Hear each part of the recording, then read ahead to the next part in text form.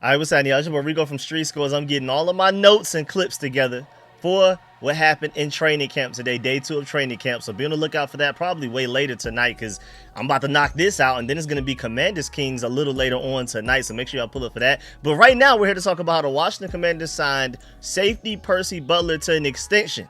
So you hear the Commanders sign somebody to an extension and it's not Terry McLaurin. I know a lot of people are upset. We're going to dive into everything. Is this disrespectful to Terry McLaurin? Does this deal get in the way of Terry McLaurin? Of course, I got to give y'all a cap space update, and I even want to take a look into the future, like 2026, 2027, even 2028 as well. So we're going to dive into all of that and more. But before we do, make sure you stiff arm that like button, stiff arm the subscription button, and stiff arm the bell next to that subscription button so you get notification each and every time I release an informative and opinionated video just like this one. Make sure you stay tuned to all of the content. Really appreciate y'all again. Like I said, the training camp breakdown with the clips. I'm gonna show you everything that happened in practice. We're gonna break down everything position group by position group. That'll probably be just way later tonight after the Commanders Kings. I'm gonna try to see if I can get a lot of that done before the Commanders Kings and then just upload it afterwards. So just make sure you stay tuned, man. Really appreciate y'all. I got y'all covered. At some point, y'all are gonna get that before they practice again. And without further ado, let's gonna dive into the video right now, man. Let's get it. Adam.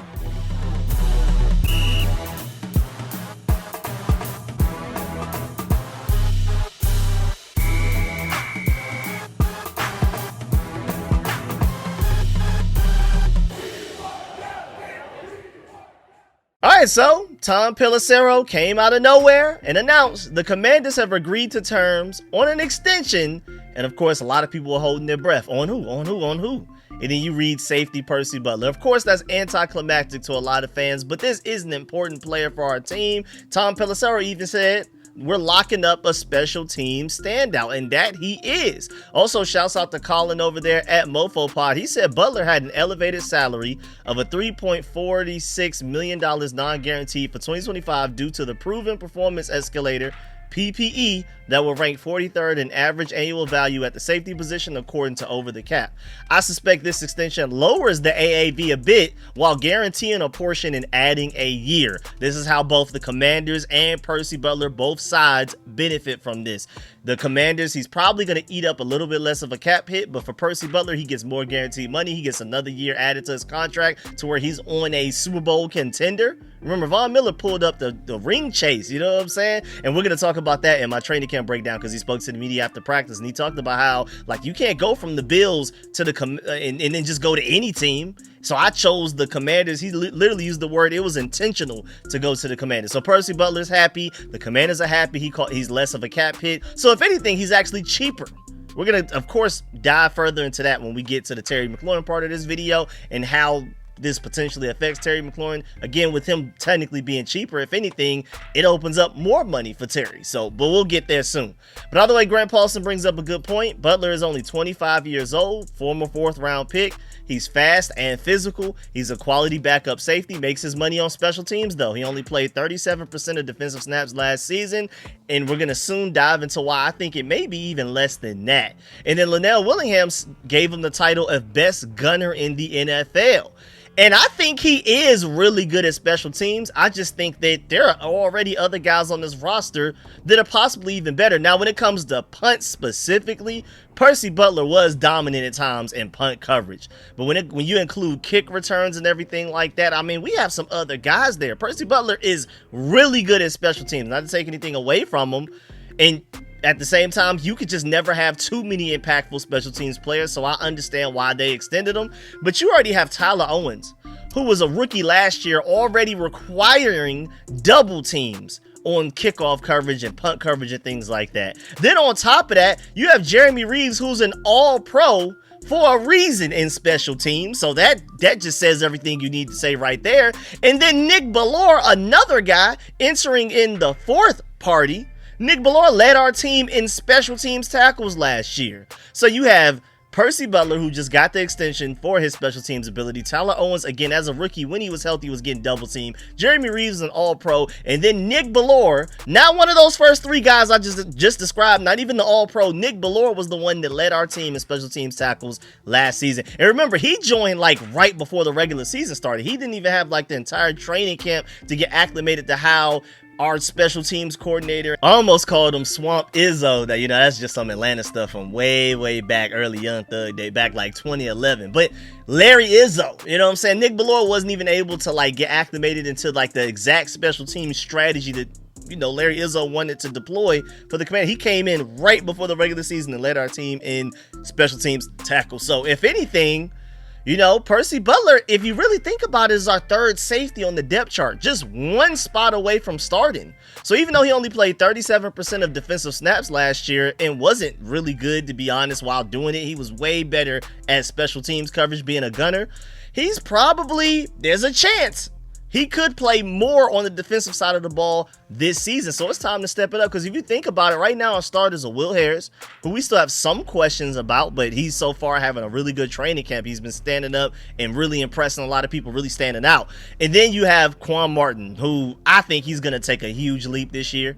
I think if you had to put together a group of the 5 potentially most improved players going from last season to this season, I think it's going to be Quan Martin. Naturally, first of all, because he doesn't have 2 separated shoulders this year.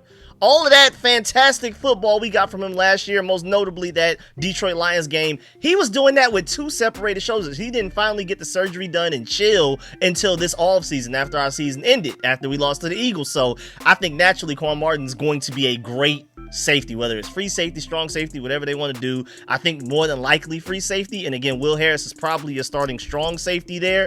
And I think we're pretty good with the starters. But after that, depth-wise, immediately behind those 2 starters, I would say Percy Butler, because Jeremy Reeves, you don't necessarily expect him to play defense. And Tyler Owens, we're working on that. Hopefully he takes the next step. But right now, Percy Butler is your third best safety. If we had to play a game tomorrow, Percy Butler is the third best safety on this team, even though we don't necessarily love him at that position.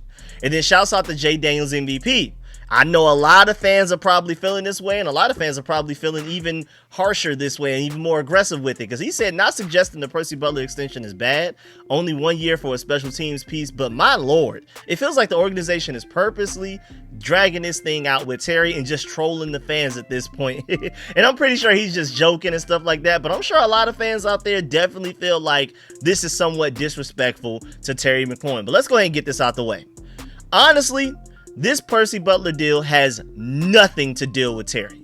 There's no way whatsoever that whatever money he's going to make next season, whenever we get this update on the exact details of the cap hit and the guarantee money and all that type of stuff that he's going to make from this extension that he just signed, there's just no way that it's enough to change what the Commanders have available for Terry McLaurin in at least a negative way, nor change what they're willing to offer him. Again, like I already told y'all, if anything, that the money is going to be so cheap and it's going to lower his AAV to the point that technically the Commanders will have slightly more cap space to give Terry McLaurin. And even if they don't, even if for some reason he is more expensive next year than he is this year and his average annual value goes up or whatever, I'm pretty sure it still isn't enough to affect Terry McLaurin. It's going to be peanuts in comparison to what Terry McLaurin is getting. It's very likely very little money.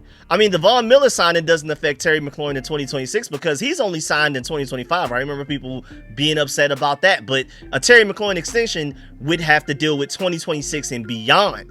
It would only really start to kick in next season, not this one. So Miller isn't even on the books, at least yet, for next year. So his has literally nothing to do with Terry McLaurin. And then Percy Butler's, again, has very little to do with it at all, to the point that it's going to have no effect because it's just such a small amount. So do not worry. And then going back to Percy Butler's role on the team, he may not play more than what he did last year because hopefully, I'm hoping, safety-wise, Tyler Owens, who has been getting reps with the starters so far in training camp, actually, he's been pretty good in coverage while doing it. Hopefully, he steps up and becomes nuanced enough to the position to where he can be trusted on defense a little bit, because he was pretty much unplayable last year defensively.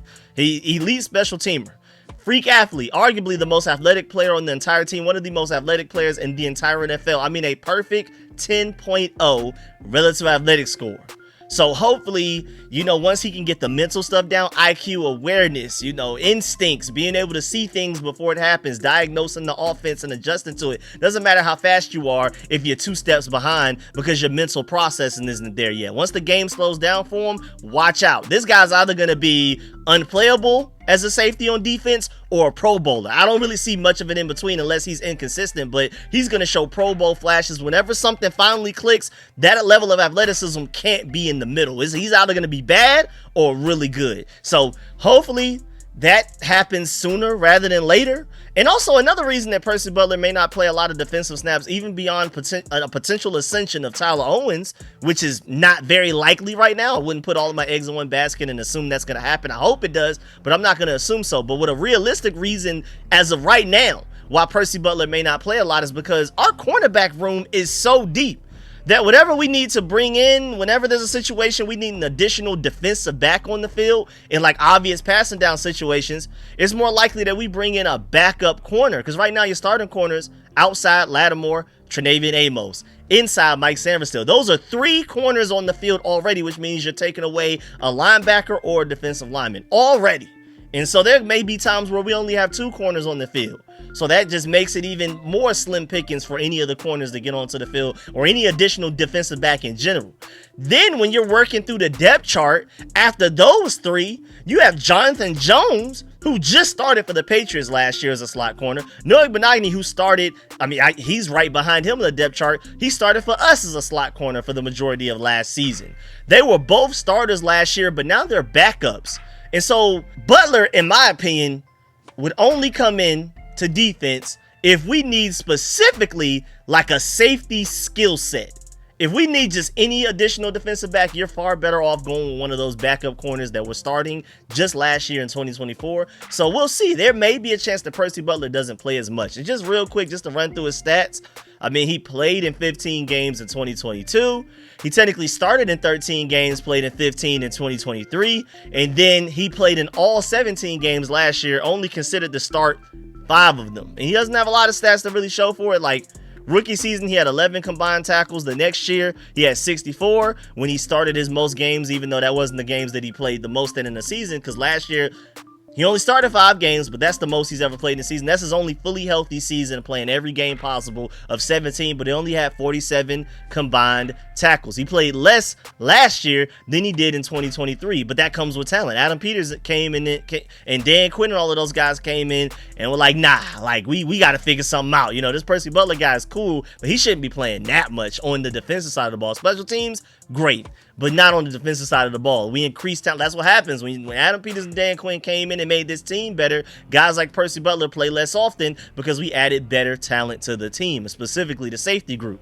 And even just Pro Football Focus grade-wise, 2022, he had a 48.7 overall, but he had 82.5 tackling grade that year. 2023, played his most snaps by far with 835. His rookie season, he only played 134 snaps. 2023, he played 835 snaps when he started again, the most games he's ever started in a season. And he had his best grade by far that season with a 62.7, a 71.2 run defense, but his coverage grade was only a 58. And then in 2024, he played 399 snaps, 1 snap away from 400, less than half of what he played snap total-wise the year before in 2023. And he had a 43.9 overall Pro Football Focus grade, which was his worst season according to Pro Football Focus of his entire career. So the Commanders more than likely only view him as a pure special teamer, and I'm bringing all of that up to say that he's probably getting paid like it. He's probably not getting paid top tier safety money, and even then, what is top tier safety money? The only people out here getting paid less than safeties are probably running backs and special teamers. Like, safeties don't really make real money like that, especially compared to other positions like tackle, offensive tackle, even guard, even center. And of course, defensive lineman, defensive tackle, edge rusher, wide receiver, especially quarterback, even tight end. Tight ends aren't paid a lot in comparison to like other position groups. Tight end, safety, running back, and special teams are the most devalued position groups in the NFL. So they don't even make that much money. Like Kirby Joseph is the highest paid safety on an annual value per basis right now with $21.25 million. That's it. Antoine Winfield right behind him at $21.025 million. Then you have Derwin James at $19 million a year. Minka Fitzpatrick behind him at $18.247. Budda Baker behind him at $18 million a year. I mean, it just keeps going down and down and down. The highest paid safety right now, mind you, We're not even talking about some like 30-year-old. We're talking about Kirby Joseph just now getting to his second contract, only 25 years old. The highest paid safety in football is not even making $22 million a year. And if Percy Butler is nowhere near the level of talent and production as those guys are, nowhere near that level. Nowhere near.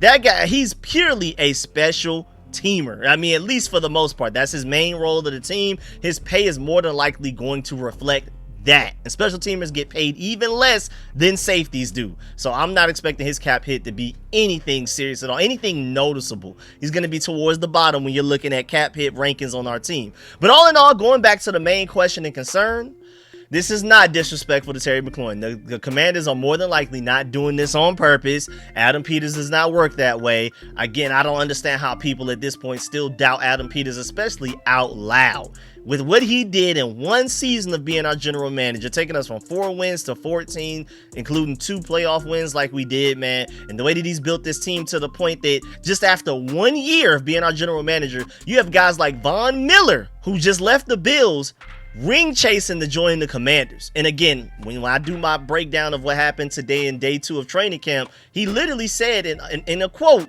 "It was intentional for me to choose the Commanders after the Bills, because you just can't go to any team after you leave a team that was just in the AFC championship. So AFC conference championship. So I'm telling you right now, man, that Adam Peters he deserves the biggest benefit of the doubt.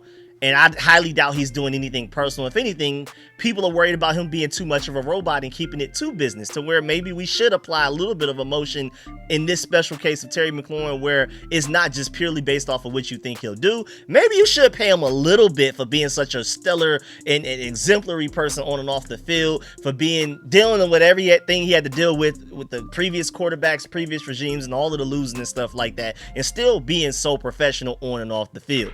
But again, none of these recent moves affect Terry's deal at all. If anything, it would only be really Jaden's potential record-setting deal that he'll get in a few years that probably has the Commanders a little apprehensive to handing out any big money to anybody right now.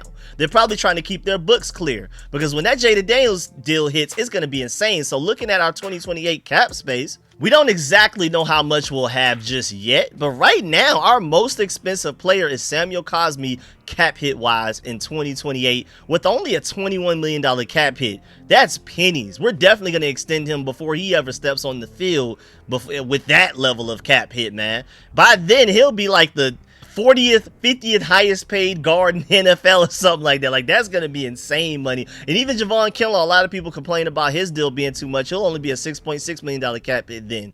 And so, again, that's around the time. That's when Jaden Daniels' rookie deal ends. Now, we may go ahead and extend him in 2027 before we even get to this point. But 2028 is the first year that Jaden Daniels technically isn't under contract. I mean, maybe they'll just pick up his 5th-year option and just pay him that. But I say just go ahead and extend him. Go ahead and give him that big-time deal as early as you possibly can. We'll see. But again, the reason I'm looking at 2028 is because that's the first year that Jaden Daniels technically is not on the books, but they could pick up his 5th-year option. And then I'm not exactly sure how much money that would be, but it's going to be somewhere around what Samuel Cosmi's getting, maybe a little bit more, maybe a little bit less. But either way, that's probably what they're waiting for right there. They don't want to give Terry McLaurin too much money too far down the line to where it could interfere with how much they're able to pay Jaden and anybody else that they want, because by 2028, Terry McLaurin will be, 33, 34 years old, and at that point, they're probably assuming that he'll be on the decline. I'm not. That's why I'm willing to give him a nice 4-year extension for $30 million a year, 31, maybe even 32.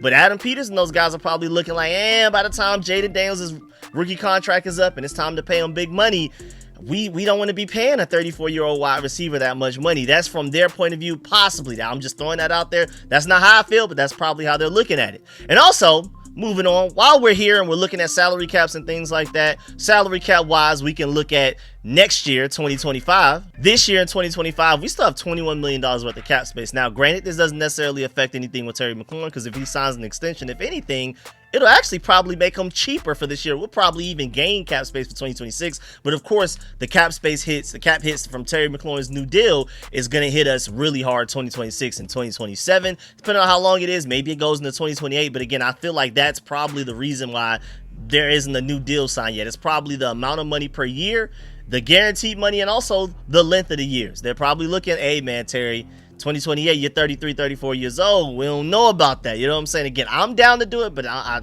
think that's where Adam Peters, Brandon Sauston, and Lance Newmark and those guys are a little apprehensive right now.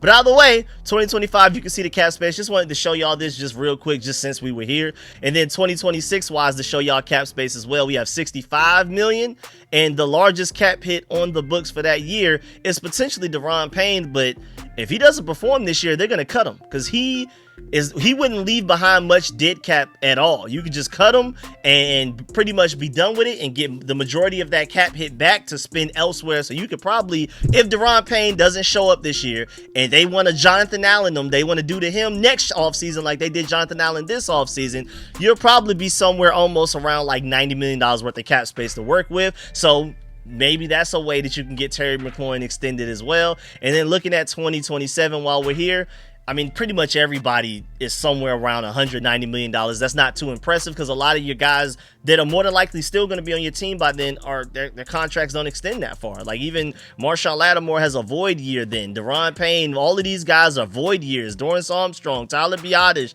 So these guys will end up signing different deals from this time by the time we get to that point. I mean, if you're thinking about it, that is 3 years away from now. So things will change. I'm just giving y'all the update of the cap space that we have this year, the year after that, the year after that, and things like that, just simply because we're here. It has nothing to do with Percy Butler and probably doesn't have a lot to do with Terry McLaurin either. But yeah, man, that's the end of this video. Please get in the comment section. Let me know if you feel about everything discussed in the video. Please still follow that like button, still follow the subscription button, still follow the bell next to that subscription button so you get notification each and every time I release an informative and opinionated video just like this one. Make sure you stay tuned to all of the content. Really appreciate y'all for supporting the video. If you made it this far in the video, salute to you, man. Really appreciate you. Make sure you leave a like on the way out. And again, I'm going to be working on the breakdown of what happened in training camp earlier today, day 2 of the 2025 Commanders training camp. So be on the lookout for that. It'll probably come out late tonight, like 4 a.m. in the morning or something like that. So be on the lookout. Make sure you have the notifications clicked in so you get notified immediately when that video comes out. And also, man, of course, let me know in the comment section how you feel about Percy Butler getting the extension.